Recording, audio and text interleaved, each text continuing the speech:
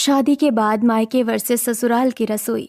क्या इतने अच्छे घर से उस कलमुही के लिए रिश्ता? अरे पागल हो गए हो क्या? अगर उसकी शादी करवा दोगे तो रसोई कौन संभालेगा? अरे मैं खुद नहीं चाहता उसकी शादी करवाना, वो भी इतने अच्छे घर में। मेरा दिमाग घुटने में थोड़ी ना है। आपका दिमाग घुटने में ही है। इतना कहकर कविता वहां से चली जाती है और कुछ देर बाद रिश्ते वालों का फोन आता है और हॉल बैठी कविता फोन रिसीव करती है। हेलो, नमस्ते जी। जी जी नमस्ते। तो क्या सोचा आप लोगों ने? रिश्ता पक्का समझे ना? देखिए, एक बहुत बड़ी प्रॉब्लम आ गई है। हमारी बड़ी बेटी अभी शादी नहीं करना चाहती। अरे लेकिन आज सुबह मंदिर में मिली थी, उसने तो कहा था कि शादी के लिए राजी है। हाँ, राजी क्यों नहीं होगी? हमसे पीछा जो छूटना जो चाहिए है, लेकिन इतनी आसानी से पीछा थोड़ी छोड़ूंगी। हेलो हेलो, वो दरअसल हमने ही कहा था कि अगर कोई मिले तो हाँ कर देना, लेकिन असल में वो शादी नहीं करना चाहती। ऊपर से कहती है जबरदस्ती की तो घर छोड़कर भाग जाएगी। ऐसी हालत में शादी नहीं करवा सकते। ऐसा थोड़ी ना होता है। हमने पड़ोसियों से लेकर रिश्तेदारों तक सबको बता दिया है कि बेटी की शादी तय है। अब क्या कहेंगे सबको? आप मेरी छोटी बेटी रानी आपके बेटे से शादी करने के लिए तैयार है। अरे नाक कटने से अच्छा है छोटी बेटी को घर ले आए, वरना अचानक रिश्ता टूट गया तो क्या मुंह दिखाएंगे। ठीक है, मैं हाँ कर देती हूँ। वैसे भी इज्जत ज्यादा जरूरी है। ये सोचकर आशा रिश्ते के लिए हाँ कर देती है और कविता खुश होकर फोन काट कर रानी को इस खुशखबरी के बारे में सुनाती है। माँ, पागल हो गई हो क्या? मेरी शादी तय कर दी, वो भी बिना पूछे। मुझे अभी शादी नहीं करनी। अपना चपड़ चपड़ मुंह मत चला। मैंने कहा ना तुझे शादी करनी पड़ेगी। और वैसे भी इतने अच्छे घराने का रिश्ता बार बार नहीं मिलता। लेकिन रिश्ता तो इसके लिए आया था ना। रिश्ता किसी के लिए भी आया हो, शादी तेरी होगी। अगर इसकी शादी कर दी तो घर की रसोई कौन संभालता? और वैसे भी तेरी शादी की उम्र हो गई है। अपना फैसला सुनाकर कविता और राजेश वहाँ से चले जाते हैं। रानी भी परेशान होकर अपने कमरे में जाती है। ये मम्मी पापा को पता नहीं मुझसे क्या प्रॉब्लम है। अब क्या करूँ मैं? कुछ तो करना पड़ेगा। मैं ऐसी शादी नहीं कर सकती। ये सोचते सोचते रानी सो जाती है और फिर अगले दिन नाश्ते पर। क्या हुआ? अभी तक खाना नहीं बना क्या? एक बार रसोई में घुसती है और निकलने का नाम ही नहीं लेती। न जाने कब तक खाना बनाएगी। लेकिन दीदी तो अभी अभी किचन में गई है, इतना जल्दी खाना कैसे बना देंगी? अपनी जुबान ज्यादा मत चला। इतना कहकर गुस्से से कविता उठकर रसोई में जाती है और निशिता को डांटते हुए खड़ी होती है। क्यों कामचोर, अभी तक खाना नहीं बना? नहीं, मैं भी बना ही रही थी। वो दरअसल गैस खत्म हो गई थी, दूसरा लगाने में वक्त लग गया। तो गलती क्या मेरी है? सही समय पर गैस नहीं लगवा सकती? एक ही तो काम है तुझे रसोई का, वो भी नहीं संभल रहा क्या तुझसे? नहीं, वो दरअसल अभी अभी ही गैस खत्म हुई, पहले से कैसे लगा कर रखती। अच्छा, तेरी इतनी हिम्मत कि मुझसे जुबान लड़ाएगी? तेरी ये जुबान काट कर रख दूंगी। चुपचाप काम कर और जल्दी से खाना लेकर बाहर आ। जी, मैं भी खाना लेकर आती हूँ। निशिता की बात सुनकर कविता डाइनिंग टेबल पर बैठी है और निशिता सभी को खाना खिलाती है। अब इसी तरह दिन बीतते हैं और फिर धीरे धीरे शादी का दिन आ जाता है। अरे मुहूर्त बीता जा रहा है, जल्दी वधू को बुलाइए। हाँ, जल्दी भाभी को बुलाइए। मुझे तो उनका मेकअप और लुक देखने की बहुत एक्साइटमेंट हो रही है। जी रुकिए। कविता कमरे में जाती है और दुल्हन को मंडप में लाकर बिठाती है। चलिए अब शादी की रस्में शुरू करते हैं। भाभी, आपने घूंघट क्यों ले रखा है? घूंघट उठाइए, हमें आपकी सूरत देखनी है। अरे नहीं बेटी, शादी के बाद ही दुल्हन का चेहरा देखा जाता है। ये रस्म बहुत खास होती है। हाँ ठीक है, एक बार शादी हो जाए उसके बाद तो तुम लोग हमेशा साथ ही रहोगे। इतनी क्या बेसब्री है? दुल्हन की बहन आए गठबंधन करे। काजल जाकर गठबंधन करती है। इसी तरह समय बीतता है और धीरे धीरे शादी की सभी रस्में पूरी होती हैं और कुछ देर बाद शादी संपन्न होती है। तो अब विवाह संपन्न हुआ। वर वधू बड़ों को आशीर्वाद लें। भैया, अब हटाइए दुल्हन के चेहरे का घूंघट, जरा हम भी तो देखें भाभी कैसी लग रही हैं। सभी की बातें सुनकर नीरज दुल्हन के चेहरे से घूंघट हटाता है और सभी हैरान रह जाते हैं। अरे ये क्या निशिता, तुम? अरे इसे तो मैंने कमरे में बंद कर दिया था, ये यहाँ कैसे आ गई? अरे रानी कहाँ गई? उसकी तो शादी तय थी, ये क्यों दुल्हन बनकर बैठी है? ये सब क्या चल रहा है?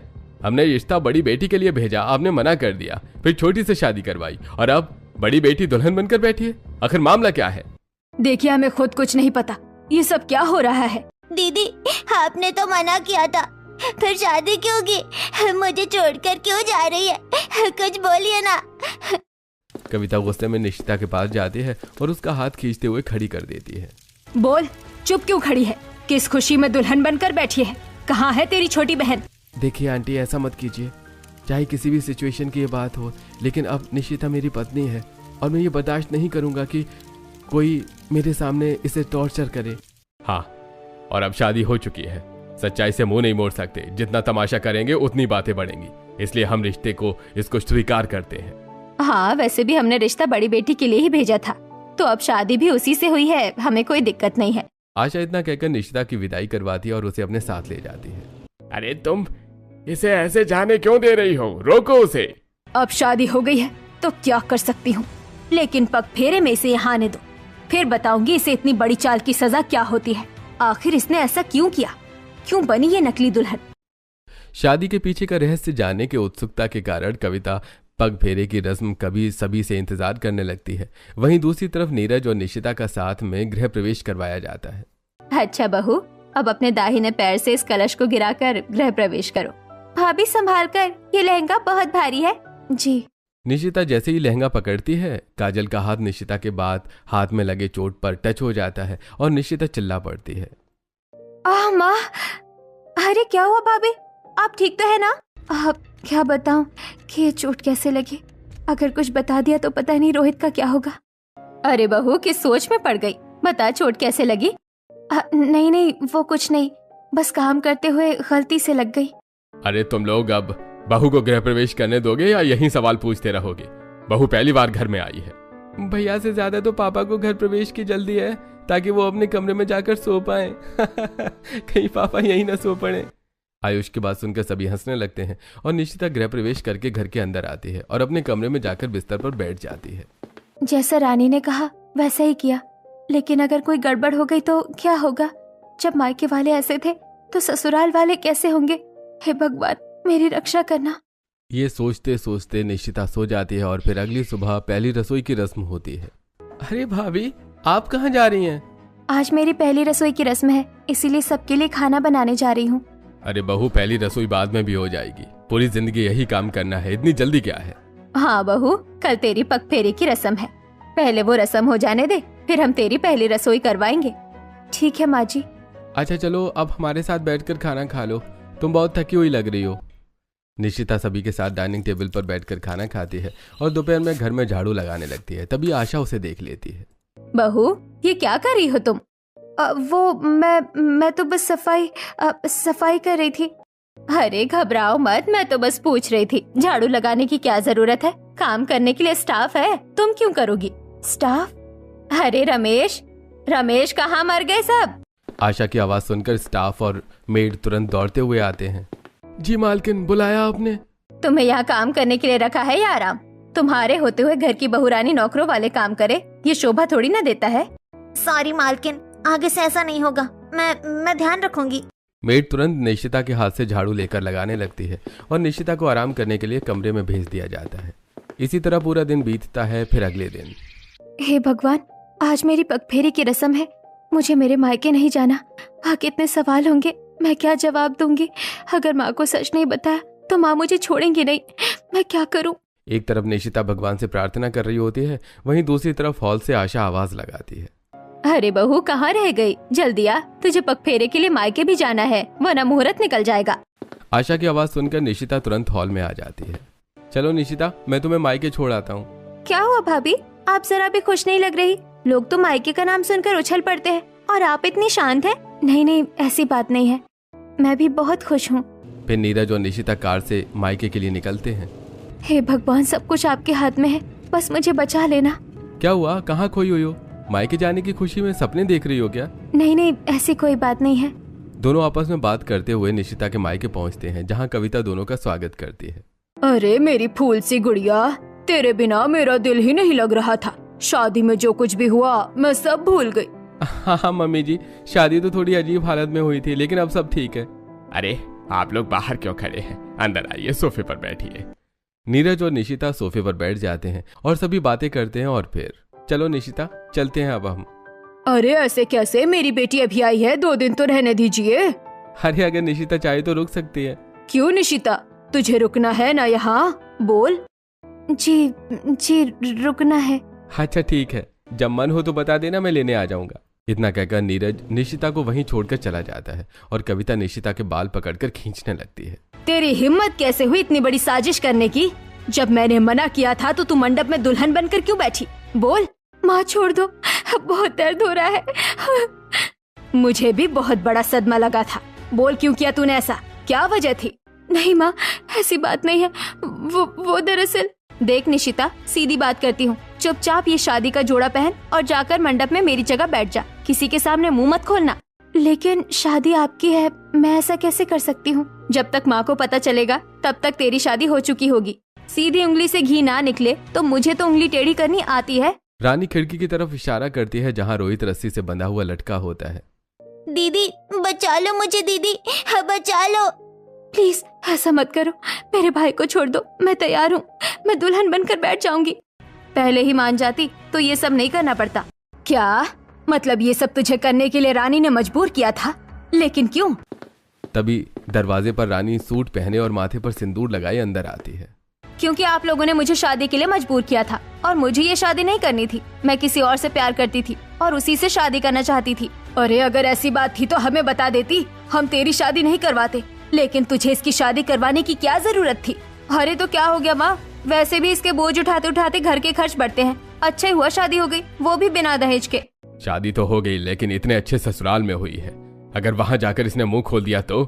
अरे ऐसे कैसे मुंह खोल देगी? इसकी जुबान की चाबी तो हमारे पास है। ये वही करेगी जो हम कहेंगे, क्योंकि इसका लाडला भाई जो हमारे पास है। क्यों है ना? नहीं नहीं, आप उसे कुछ मत कीजिए। मैं किसी को कुछ नहीं कहूँगी। आप बस मेरे भाई को कुछ मत कीजिए।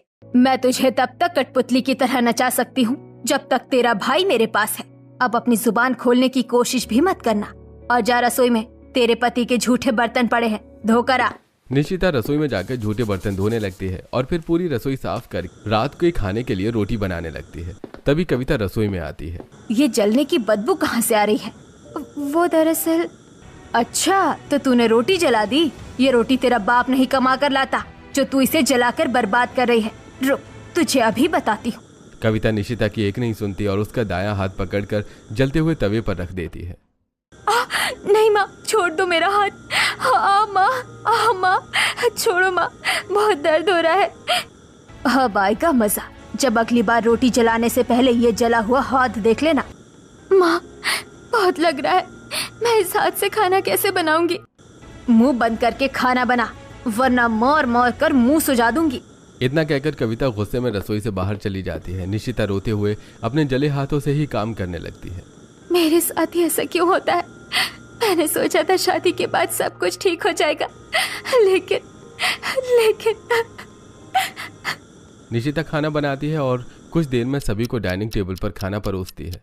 ये क्या सड़ा हुआ खाना बनाया है? एक खाना बनाना भी नहीं आता तुझे क्या?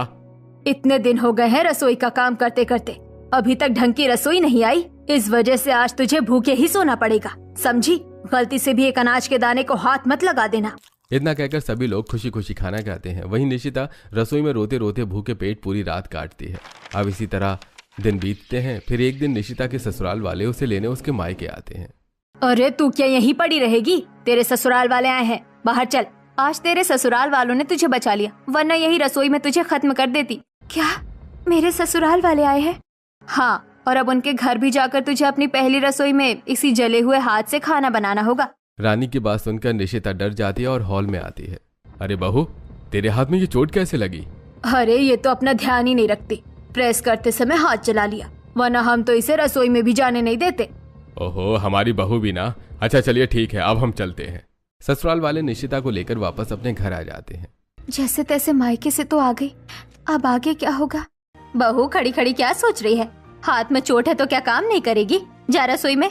मैंने सोचा था ससुराल अच्छा होगा, लेकिन यहाँ भी वही हाल है। ये सोचकर निशिता रसोई में जाती है और चारों तरफ तैयार खाना देखकर हैरान रह जाती है। अरे यहाँ तो सब कुछ बना हुआ है, मेरी पहली रसोई कैसे होगी? तभी पीछे से सभी हंसते हुए आते हैं। क्या भाभी, आपको लगा हम आपसे इस हालत में काम करवाएंगे? देखा, तेरी पहली रसोई की रस्म है। गैस पर खीर चढ़ा है, तू उसे जाकर अपने हाथों से चला दे, हो जाएगी रस्म पूरी। तुझे काम करने की जरूरत नहीं है। आशा की बात सुनकर निशिता ठीक वैसा ही करती है और गैस पर चढ़ी खीर को अपने हाथों से चलाती है और फिर सभी को डाइनिंग टेबल पर खाना सर्व करती है। अरे बहू, तू खड़ी क्यों है? आ हमारे साथ बैठ और खाना खा। हमारी बहू मायके से थक कर आई, इसके लिए अच्छा अच्छा खाना लगाओ। जी मालकिन, अभी सब सर्व करता हूँ। स्टाफ डाइनिंग निशिता को खाना सर्व करता है और तभी, ओह, तुम्हारे दाएं हाथ में ही चोट लगी है, तुम कैसे खाओगे? रुको मैं तुम्हें खिला देता हूँ। नहीं, इसकी जरूरत नहीं। अरे ये मेरा हक भी है और जिम्मेदारी भी। इतना कहकर नीरज अपने हाथों से निशिता को खाना खिलाने लगता है। और फिर दोपहर को, निशिता मैं ऑफिस से आ गया, चलो तुम्हें डॉक्टर के पास लेकर चलता हूँ। इसकी जरूरत नहीं है। ऐसे कैसे जरूरत नहीं है? इतनी बुरी तरह से आपका हाथ जल गया है, कहीं इन्फेक्शन हो गया तो? सभी की बातें सुनकर निशिता नीरज के साथ डॉक्टर के पास जाती है। देखिए, जितना हो सके हाथ को गर्म चीजों से दूर रखिए। ऐसा लग रहा है जैसे हाथ को जानबूझकर जलाया गया है। ठीक है, मैं इसका पूरा ध्यान रखूंगा। मेरे ससुराल वाले कितने अच्छे हैं, ना आज सुबह मुझे पहली रसोई करने दी और ना ही कुछ और। नीरज दवाई लेकर निशिता को घर वापस लेकर आता है और पूरा परिवार उसका ध्यान रखने लगता है, जिसकी वजह से निशिता अपने ससुराल में खुश रहने लगती है। फिर एक दिन, निशिता जाकर तुम तैयार हो जाओ, हम बाहर घूमने चलते हैं। क्या सच्ची मैं भी बाहर जा सकती हूँ? भाभी, आप तो किसी छोटे बच्चे की तरह बोल रही है, जैसे पहले आपको घर में कैद करके रखा जाता हो। अब मैं किसी को कैसे बताऊं? रखा तो मुझे कैद करके ही जाता था। अरे ओह, हेलो मैडम, कहाँ खो गई? सीरीज चलते हैं बाहर डिनर करने। नीरज की बात सुनकर खुशी के साथ निशिता बाहर डिनर करने पहुंचती है। अरे बताओ निशिता, आज क्या खाना है? तुम्हारी पसंद का ऑर्डर करूंगा। मैं तो इस तरह खुली हवाओं में आकर ही खुश हूँ। आप कुछ भी मंगा लीजिए, मैं सब खा लूंगी। अच्छा ठीक है, मैं यहाँ का स्पेशल ऑर्डर करता हूँ। Excuse me waiter. Neeraj waiter को बुलाकर ऑर्डर देता है और कुछ ही देर में खाना आ जाता है। सबसे पहले नीरज निशिता को अपने हाथों से खाना खिलाता है और फिर दोनों बातें करते हुए खाना खाने लगते हैं। तभी निशिता के हाथ से गलती से पानी गिर जाता है। सॉरी, ये मुझसे गलती से हो गया, मुझे माफ कर दीजिए, मैं अभी साफ कर देती हूँ। निशिता तुरंत अपनी साड़ी से जमीन साफ करने लगती है। निशिता ये क्या कर रही हो? सब लोग देख रहे हैं। मुझे माफ कर दीजिए, मुझसे गलती हो गई, आगे से ध्यान रखूंगी। अरे पागल हो गई हो क्या? ये घर नहीं है, और घर होता तो भी इतने घबराने की जरूरत नहीं थी। चलो उठो। सभी लोग निशिता को देखने लगते हैं और नीरज उसका हाथ पकड़कर उठाता है और दोनों रेस्टोरेंट से बाहर आ जाते हैं। निशिता, मुझे ऐसा क्यों लग रहा है कि तुम मुझसे जरूर कुछ छुपा रही हो? अगर कोई बात है तो तुम मुझे बता सकती हो। काश मैं आपको बता पाती। नहीं, ऐसी कोई बात नहीं है, आप ज्यादा सोच रहे हैं। चलिए हम घर चलते हैं। नीरज और निशिता एक दूसरे से बातें करते हुए घर वापस आते हैं और अपने कमरे में जाकर सो जाते हैं। फिर अगले दिन दूसरी तरफ, ये क्या घास फूस बनाकर रख देती हो रोज? इस घर में किसी को ढंग का खाना बनाना नहीं आता। आपकी ही वजह से तो इस घर की अच्छी खासी नौकरानी की शादी हो गई। अब उससे अच्छा खाना कौन बनाएगा? तो बुला लो उसे ससुराल से। शादी हो गई है तो क्या हुआ, अपने घर का काम तो करवा ही सकते हैं। हाँ, अब तो मैं भी काम करते करते थक गई हूँ। कोई ना, कोई तरकीब लगानी पड़ी। दोपहर होते ही कविता फोन उठाकर निशिता के ससुराल में फोन करती है। नमस्ते समधन जी, कैसे फोन करना हुआ? क्या बताओ, मेरी तो कमर ही टूट गई, छत से गिर गई थी। अब घर का काम कैसे करूं? अरे आप ठीक तो है? भगवान का शुक्र है बच गई। हाँ, लेकिन अब घर बिखरा पड़ा है, खाना भी ठीक से नहीं बन पा रहा। आप परेशान मत होइए, आपकी बेटी है ना, कुछ दिन के लिए मायके भेज देती हूँ। शादी हो गई तो क्या हुआ, बेटी तो आपकी ही है। कितनी अच्छी सोच है आपकी, मैंने इसीलिए फोन किया था। इतना कहकर कविता फोन रख देती है और उधर आशा सोचते हुए निशिता को फोन करने का फैसला करती है और नीरज मूवी थिएटर में फोन उठाता है। हाँ माँ, क्या हुआ? निशिता की माँ की तबीयत बहुत खराब है, उसे मायके छोड़ देना। ठीक है माँ। नीरज फोन काट कर निशिता को बताता है। क्या हुआ? किसका फोन था? क्या बात है? तुम्हें मायके छोड़ना है, तुम्हारी माँ की तबीयत खराब है। क्या? मायके? तुम मायके जाने से इतना घबराती क्यों हो? नहीं, कुछ नहीं। निशिता और नीरज मूवी देखते हैं और फिर नीरज निशिता को मायके छोड़ देता है। सिर से पैर तक अच्छी तरह से तैयार होकर निशिता को देखकर सभी के तन बदन में आग लग जाती है। ये डायमंड का हार, ये तेरे लायक नहीं है, दे मुझे। रानी निशिता के गले से हार खींच लेती है, जिससे उसके गले पर निशान पड़ जाता है। छुई मुई मत बन, जरा सा ही तो किया है, जाकर अपना काम कर। कविता निशिता का हाथ पकड़कर उसे रसोई में खींच ले जाती है, जिससे उसकी चूड़ियां टूट जाती हैं। मम्मी, मेरे हाथ से खून निकल रहा है। तो क्या हो गया, चूड़ी ही तो टूटी है, तेरा सर थोड़ी ना। चुपचाप काम कर, और हाँ, बाहर से जाकर सब्जी भी ले आना। जी। निशिता रसोई का काम खत्म करके बाहर सब्जी लेने जाती है और सब्जी लेकर वापस लौटते वक्त, यहाँ से सब्जी मार्केट कितना दूर है, पैरों में छाले पड़ गए, ऊपर से माँ ने चप्पल भी पहनने नहीं दिया। तभी रास्ते में पड़ोस की औरतें निशिता को देखकर बातें करने लगती हैं। अरे निशिता, शादी के बाद भी मायके वालों ने पीछा नहीं छोड़ा। और नहीं तो क्या, तभी तो बेचारी अभी भी मायके की जिम्मेदारियां संभाल रही है। जब ससुराल से आई थी तो कार में महारानी लग रही थी, अब नौकरानी। बेचारी धूप में नंगे पैर चल रही है। पड़ोसियों की बातें सुनकर निशिता चुपचाप घर लौट आती है। इसी तरह कुछ दिन मायके में बीतते हैं और फिर कुछ दिनों बाद निशिता वापस अपने ससुराल लौट आती है। और फिर एक दिन संडे को। वैसे तो मुझे ससुराल की रसोई संभालने की बिल्कुल भी फिक्र नहीं होती, लेकिन आज मेड नहीं है तो मैं काम कर लेती हूँ। अरे भाभी, आप क्यों अकेले काम करेंगी? आज संडे है ना, इसलिए। अरे संडे है तो क्या हो गया, आप अकेले इस तरह से काम कीजिएगा। चलिए मैं भी आपकी मदद करवाती हूँ। वैसे मैंने तो रसोई का काम आज से पहले कभी नहीं किया, लेकिन जब भाभी है तो किस बात का डर, उनसे पूछ कर सीख लूंगा। आयुष निशिता को किचन में कुछ दूर पर खड़ा कर देता है और काजल साथ ही आयुष दोनों निशिता से पूछ कर खाना बनाने लगते हैं। तभी आशा किचन में आती है। अरे बहू, तू यहाँ रसोई में क्यों खड़ी है? तू इन दो नमूनों को काम करने दे। तू चल मेरे साथ हॉल में बैठ आराम से। अच्छा, मेरी फिक्र नहीं है, भाभी की बड़ी फिक्र लग रही है। इसमें क्या हो गया, मेरी बहू खड़े खड़े थक जाएगी ना। अरे तो क्या हो गया, भाभी यहाँ इस चेयर पर बैठ जाए। हाँ भाभी, और ये देखिए मैंने यूनिक और स्टाइलिश आयुष स्पेशल डिश बनाई है। आप टेस्ट करके बताइए कैसी बनी है। अमृत भी इसके सामने फेल है। रुक बहू, मैं तुझे अपने हाथों से खाना खिला देती हूँ। निशिता चेयर पर बैठती है और आशा अपने हाथों से खाना खिलाती है। वहीं काजल और आयुष पास में खड़े होकर प्लेट लिए खड़े रहते हैं। वाह देवर जी, आपने तो कमाल कर दिया। ऐसा खाना तो मैं भी नहीं बनाती। देखा, मैंने बनाया है अपनी प्यारी भाभी के लिए। खाना तो अच्छा बनना ही था। अरे चुप हो जा, भाभी ने तेरा दिल रखने के लिए तारीफ कर दी, वरना तू तो उड़ते उड़ते मुंह के बल नीचे गिरेगा। अच्छा, आप लोग कितने प्यारे हैं, मुझे तो भाई बहन की कमी ही महसूस नहीं होती। इसी तरह निशिता ससुराल में खुश रहने लगती है। और फिर अगले दिन, भाभी मेरे कॉलेज का फेयरवेल है, आप मेरे साथ शॉपिंग पर चलिएगा क्या? हाँ चल दूंगी, कोई दिक्कत नहीं है। अच्छा सुनो, तुम शॉपिंग पर जा रही हो तो एक अच्छी सी ड्रेस ले लेना। परसों मेरे बॉस के यहाँ उनकी एनिवर्सरी पार्टी है, सब ड्रेस में ही आएंगे। ड्रेस नहीं, मुझे ड्रेस पसंद नहीं। ओहो, तुम्हें तो कुछ भी पसंद नहीं। चलो मैं भी चलता हूँ शॉपिंग पर। फिर नीरज, काजल और निशिता तीनों शॉपिंग के लिए जाते हैं। भाभी ये देखिए, ये ड्रेस कितनी अच्छी लग रही है, मैं अपने फेयरवेल के लिए ये ले लेती हूँ। हाँ बहुत अच्छी है। अरे इसी का रेड कलर निशिता, तुम भी ले लो। मुझे ड्रेस तो बचपन से पसंद है, लेकिन मैं पहन नहीं सकती।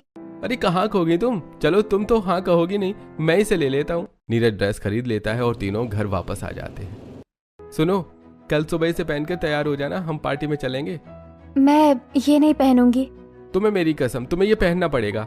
नीरज की कसम की वजह से अगले दिन निशिता मजबूरी में ड्रेस पहनती है और आईने के सामने खड़ी होकर खुद को देखती है। ये ड्रेस पहनकर मैं कैसे बाहर जाऊंगी? सबको मेरे शरीर के ये निशान दिखेंगे, लोग क्या सोचेंगे? Nishita backless off shoulder dress में अपने शरीर पर लगे चोट के निशान देखकर परेशान होती है। वहीं दूसरी तरफ नीरज और पूरा परिवार। निशिता गेट खोलो, कितनी देर हो गई? अरे क्या हुआ, गेट क्यों नहीं खोल रही हो? बहू गेट खोलो। सभी बहुत परेशान हो जाते हैं। तभी आयुष दूसरी चाबी से दरवाजा खोलता है और सभी अंदर आते हैं। निशिता तुम ठीक तो हो? ये सारी चोट कैसी है? बहू ये चोट लगी कैसे? तू हमसे कुछ छुपा रही है? बहू अब सच्चाई छुपाने का कोई फायदा नहीं है, मुझे सब पता है। क्या सच में? हाँ, अब तुम खुद बता दो। रामलाल की बात सुनकर निशिता रोते हुए सब सच बता देती है। अरे बहू, तेरे ऊपर इतने जुल्म हो रहे थे, तूने हमें बताया क्यों नहीं? कैसे बताती? अगर सच बता देती तो मेरे भाई को मार देते। तो आपकी इस चुप्पी की वजह आपका भाई है, लेकिन ये कब तक चलेगा? अब ऐसा नहीं होगा, हमारी बहू अब मायके जाएगी ही नहीं। मायके न जाना इस प्रॉब्लम का कोई सलूशन नहीं है। जब तक शादी नहीं हुई थी तब तक तो उन्होंने निशिता पर जुल्म किया ही था, लेकिन शादी के बाद मेरी पत्नी के साथ अगर किसी ने ऐसी नीच हरकत की ना तो मैं उसे जिंदा नहीं छोड़। बताता हूँ मैं उन्हें इसकी सजा क्या होती है। इतना कहकर नीरज गुस्से में कमरे से निकलकर निशिता के मायके जाने के लिए हॉल में आता है। तभी रामलाल उसका हाथ पकड़ लेता है। देख बेटा, हड़बड़ी में कोई बात बनती नहीं है बल्कि बिगड़ती है। तू मेरी बात सुन। अच्छा, तो मैं मेरी पत्नी पर हुआ ये अत्याचार भूल जाऊं? नहीं, देख तू मेरी बात सुन। उसके मायके वाले जब अपनी बेटी पर इतने जुल्म कर सकते हैं तो वो तेरे लगाए हुए आरोप इतनी आसानी से क्यों मानेंगे? माँ, ये तो सच्चाई है और निशिता हमसे झूठ क्यों कहेगी? उसके शरीर पर लगा हर एक निशान उन्हीं की वजह से है। लेकिन भैया, भाभी उनके खिलाफ सबके सामने कुछ नहीं बोलेंगी। हमें कुछ ऐसा करना होगा कि हम उन्हें रंगे हाथों पकड़ सके। हाँ बेटा, हमें दिमाग से सोचना पड़ेगा, दिल से नहीं। तो हम क्या करें? मेरे पास एक प्लान है। सभी आपस में प्लान की बात करते हैं और अपने अपने कमरे में जाकर सो जाते हैं। और फिर अगले दिन निशिता और नीरज कार में बैठकर मंदिर जाने के लिए निकलते हैं। अरे ये तो मेरे मायके का रास्ता है, आप मुझे कहाँ ले जा रहे हैं? तुम बैठी रहो, सब पता चल जाएगा। नीरज कार चलाकर निशिता को उसके मायके ले जाता है। अरे आप लोग आइए बैठिए। आप मुझे यहाँ क्यों लेकर आए? आज से तुम्हारा मेरा कोई रिश्ता नहीं है, तुम यहीं रहोगी। लेकिन क्यों? आपने मेरे साथ ऐसा क्यों किया? तुम्हारे शरीर पर हर जगह चोट के निशान है। इस हालत में मैं तुम्हें अपनी पत्नी नहीं मान सकता। आज से मैं तुम्हें तलाक देता हूँ। निशिता रोते हुए आवाज लगाती है और नीरज वहां से चला जाता है। क्यों? उतर गया ससुराल का भूत? अब खड़ी खड़ी क्या देख रही है? जा काम कर। निशिता दुखी होकर किचन में काम करने लगती है। सबने मुझे धोखा दिया, लेकिन नीरज जी मेरे साथ ऐसा करेंगे सोचा नहीं था। तभी कविता और रानी किचन में आती हैं। क्यों रो रही है? जल्दी काम कर वरना बाल नोच लूंगी। अरे शुभ काम में देरी कैसे, मैं भी करती हूँ। कविता निशिता के बाल पकड़कर खींचती है। जल्दी काम खत्म कर। तभी रानी गर्मा गर्म निशिता पर पानी फेंक देती है। जल्दी काम कर वरना अगली बार चेहरा जला दूंगी, वो भी एसिड से, समझी? बहुत हो गया आप लोगों का नाटक, बंद कीजिए इसे। सब लोग ने पुलिस को देखकर हैरान रह जाते हैं। पुलिस यहाँ कैसे? अपनी ही बेटी पर जुल्म करते हुए शर्म नहीं आती? पुलिस? किसने बुलाया? अरे मैंने नहीं बुलाया। तभी नीरज और उसका परिवार अंदर आता है। हमने बुलाया है। लेकिन तुम तो रिश्ता तोड़ गए थे। क्या तुम्हें लगा मैं अपनी पत्नी को यहाँ छोड़ दूंगा? मैं बताती हूँ ये सब क्या हो रहा है। हमें उन्हें रंगे हाथ पकड़ने के लिए सबूत चाहिए। हम भाभी को उनके मायके भेज देते हैं। जब जुल्म करेंगे तब उन्हें रंगे हाथ पकड़ लेंगे। हाँ, भाभी को मायके भेजते हैं, हम बाहर पुलिस के साथ रहेंगे। ठीक है, फिर कल ही मिशन बदला पूरा करेंगे। सभी बातें सुनने के बाद पुलिस इंस्पेक्टर कविता को पकड़कर जेल ले जाने लगता है कि तभी बेटी मुझे माफ कर दे, मुझसे बहुत बड़ी गलती हो गई। मैं आइंदा ऐसी हरकत नहीं करूंगी। ना तुझे रसोई में परेशान करूंगी, ना तुझे किसी भी तरह टॉर्चर करूंगी। मुझे माफ कर दे। बेटी हमें माफ कर दे। बचपन से तुझे पाला पोसा, लेकिन पता नहीं कैसे मेरे अंदर भेदभाव आ गया और मैंने तुझे नौकरानी से भी बदतर बना दिया। हमें माफ कर दे। अगर आपने सिर्फ मेरे साथ गलत किया होता तो शायद मैं माफ कर देती, लेकिन आपने मेरे भाई के साथ भी जुल्म किया है, इसीलिए मैं आपको कभी माफ नहीं कर सकती। बेटी हमारा बुढ़ापा जेल में कटेगा, हमें माफ कर दे। अगर बुढ़ापे का डर था तो ये सब हरकतें नहीं करते। पुलिस इंस्पेक्टर कविता और राजेश को लेकर चला जाता है और रानी चुपचाप खड़ी रह जाती है। बेटी देखा, आवाज उठाने से सब ठीक हो जाता है। चल अब हमारे साथ। आज के बाद तुझे यहाँ आने की कोई जरूरत नहीं है। और हाँ, तेरा भाई भी हमारे साथ कार में है, उससे भी मिल ले। आप लोग सच में कितने अच्छे हैं। सिर्फ आपकी वजह से आज मुझे इन सब चीजों से छुटकारा मिला। निशिता घर के बाहर जाकर कार में बैठकर रोहित से मिलती है और ससुराल वालों के साथ वापस घर आ जाती है। देखिए, इन्हें जितनी शारीरिक चोट है उतनी ही मानसिक चोट भी है। आप लोग इन्हें प्यार और सहारा दीजिए और धीरे धीरे सब ठीक हो जाएगा। डॉक्टर की बात सुनकर निशिता भावुक होकर आशा को गले लगा लेती है। सच में मम्मी जी, पहले मुझे लगता था ससुराल साजिशों से कम नहीं होता, लेकिन आपने साबित कर दिया कि सास भी माँ बन सकती है। अगर आप लोग नहीं होते तो मैं शायद उस नरक से कभी बाहर नहीं निकल पाती। तभी रोहित दौड़कर निशिता को गले लगा लेता है। दीदी, अब मैं हमेशा आपके साथ रहूंगा, मुझे बहुत खुशी मिली। बहू, अब तू अपने आंसू पोंछ, रोते हुए तो अच्छी नहीं लगती। मायके वालों को जेल होने के बाद निशिता अपने ससुराल में खुशी खुशी रहने लगती है। तो क्या लगता है आपको, क्या निशिता ने गलत के खिलाफ आवाज न उठाकर सही किया, या उसे कर देना चाहिए था उसके मायके की सच्चाई का खुलासा? अगर आप निशिता की जगह होते तो क्या उठाते गलत के खिलाफ आवाज? हमें अपनी राय कमेंट में जरूर बताइएगा। देखते हैं सबसे अच्छा सुझाव किसका आता है। हंसते रहिए, मुस्कुराते रहिए। Thanks for watching.